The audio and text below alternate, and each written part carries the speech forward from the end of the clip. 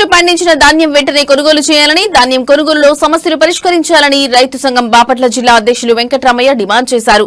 వెంకట్రామయ్య మాట్లాడుతూ రేపల్లె అగ్రికల్చర్ ఏడీ పరిధిలో ఉన్న బట్రిపోలు, రేపల్లె నగరం, నిజాంపట్నం, చెరుకుపల్లి మండలాల పరిధిలో ధాన్యం ప్రభుత్వం కొనుగోలులో వస్తున్న సమస్యలను పరిష్కరించాలని అన్నారు.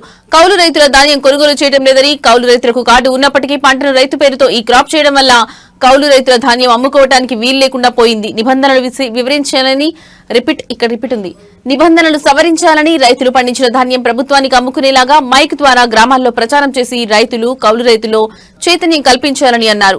సిపిఎం రేపల్లె పట్టణ కార్యదర్శి సిహెచ్ మణిలాల్ మాట్లాడుతూ ప్రభుత్వం కౌలు రైతు వద్ద ఎటువంటి నిబంధనలు అడ్డంకులు లేకుండా ధాన్యం కొనుగోలు చేయాలని డిమాండ్ చేశారు. ఈ కార్యక్రమంలో కౌలు రైతు సంఘం జిల్లా అధ్యక్షులు జి నాగరాజు, రైతు, కౌలు రైతు సంఘాల నాయకులు P Manoj, M Satyanarayana, B Augustine, CH Prakash తదితరులు పాల్గొన్నారు. రేపల్లె రెవెన్యూ డివిజన్ పరిధిలో ఉన్న గ్రామాల్లో దాదాపు 12 మండలాల్లో వరిపాతులు సాగుతున్నాయి. గత 4 రోజుల కిందట వచ్చిన తుఫాన్కి, వర్షాలకి కోతలు ఆపి అట్లాగే మాసులు చేసి ఒడ్లు కూడా రక్షించుకోవడం కోసం రైతులు నానా అవిసాట్లు పడ్డారు.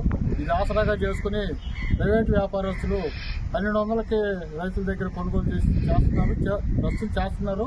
ఇంకా రైతుల దగ్గర రైతులు కూడా ప్రభుత్వాలు ఆర్ఎస్కేల దగ్గరికి రావడానికి ఒక రకంగా భయపడుతున్నారు.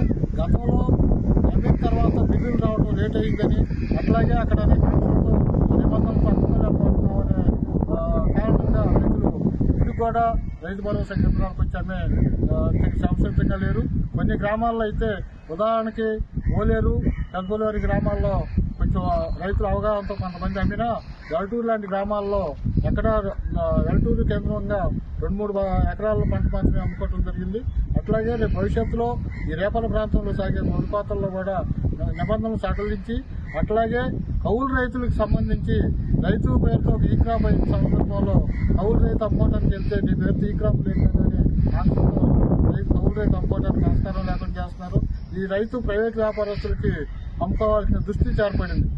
ఒకవేళ సపోజ్ ఓనర్ పేరుతో అమ్మితే ఓనర్ తగ్గించి డబ్బులు రావటం లేట్ అయితే ఇక్కడ వీళ్ళ అవసరాలు కూడా గడవటానికి ఇబ్బంది అవుతుందనే క్రమంలో కౌలు రైతులు అయితే ముఖ్యంగా ఎకరాకు వచ్చి 10,000 నుంచి 15,000 రూపాయలు, అంటే దాదాపు ఎకరా బస్తాగా 5,000 రూపాయలు నష్టపోవాల్సిన దుస్థితి ఏర్పడింది.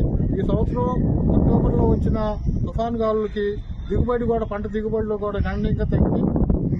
బట్టిపోలు మండలంలో అయితే 40 బస్తాలు రావాల్సిన దిగుబడి 30 బస్తాలతోనే రైతాంగం సరిపెట్టుకోవాల్సిన పరిస్థితి ఏర్పడింది. ఈ పరిస్థితుల్లో మేము డిమాండ్ చేస్తుంది ఏంటంటే, ఎలాంటి ఈ క్రాప్తో సంబంధం లేకుండా కౌలు రైతులకు కూడా అవకాశం కల్పించాలని, అట్లాగే ఎక్కడైతే కొనుగోళ్లు రైతు భరోసా కేంద్రాలకు రైతులు తీసుకొచ్చి అమ్ముకునే స్థితిలో లేదో ఆ ప్రాంతాల్లో మరోసారి మైక్ ప్రచారం కానీ అట్లా అవగాహన కల్పించడానికి చర్యలు తీసుకోవాల్సిందిగా మీ సందర్భంగా కోరుతున్నాం.